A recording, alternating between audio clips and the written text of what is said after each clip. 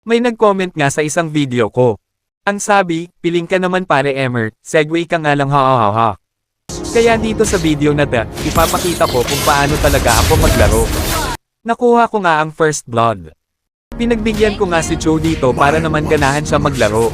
Kung makikita nyo, konti na lang buhay namin pareho pero mas lamang siya kasi mas madami siyang skills. Akala niya siguro ay pagbibigyan ko ulit siya. Konti na nga lang buhay niya, di pa siya umuwi. Natulog ka tuloy. Gusto niya atang makaganti kaya bigla niya akong inultihin. Pero nakalimutan niya na meron din akong ulti. Kaya ayun kumari pa siya ng takbo palayo sa akin. Pero nung naubos ulti ko, ako naman yung tumakbo palapit sa tore ko hahaha. Pero hinabol pa rin niya ako kaya pinatulog ko na lang siya, sabay TP sa mukha, ha. Nakita ko ngang may nagkakagulo dito kaya sumali ako. Pero puro sablay ang mga dash ko, medyo tanga ako sa part na yon. Nakita ko si Nana, naglalaro sa ball. Kaya pinuntahan ko para patulugin siya. Nagpupush nga ako dito tapos nakita ako ni Cho. Natakot ata siya kaya bumalik siya sa base nila. Pinatay ko nga si Layla at mega kill na ako dito, ang lakas ko talaga. Nagkakagulo na nga kami dito at sumugod pa rin si Gatot kahit mag-isa lang siya. Pero biglang nag-back up si Cho at si Nana. Ako ang pinagtripan nila, dahil pinatay ko silang dalawa kanina. Takot na nga si Cho sa akin kapag wala siyang kasama. Tapos bigla umatake na naman tong si Gatot kahit malapit kami sa tore. Kaya ayun natutulog na naman siya, ay nako betot ka. Makikita nyo naman na sobrang takot na sila. Nagkita nga kami ni Gatot dito sa may gitna.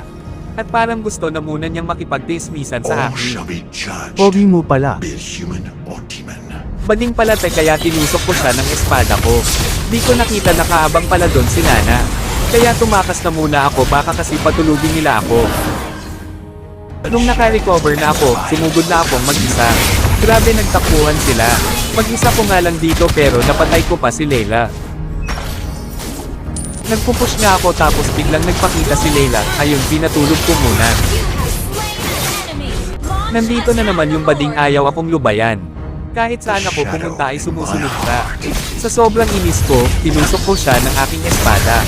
Grabe sobrang kunat niya, hirap siyang patulugin. Pero kahit gumamit ka pa ng spell di mo ko kaya matulog ka na. Mag-isa kong nang pinapatay dito yung Lord.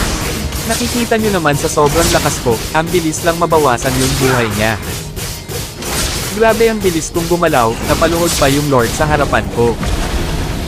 Tapos biglang sumugod si Nana, aba ang tapang mo namang pusa ka. Sige nga pagbibigyan kita, tumakbo ka na hanggat may oras ka pa.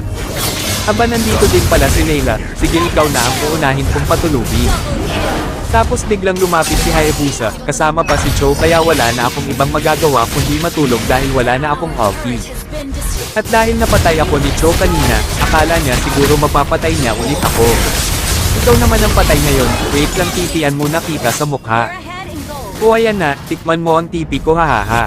Apat na nga ang patay dito at si Nana na lang ang buhay sa kanila. Papatulugin ko nga rin sana siya kaso meron pa pala siyang passive. At dahil tong mga kasama ko gusto na nilang manalo, dali-dali na namin tinapos yung laro.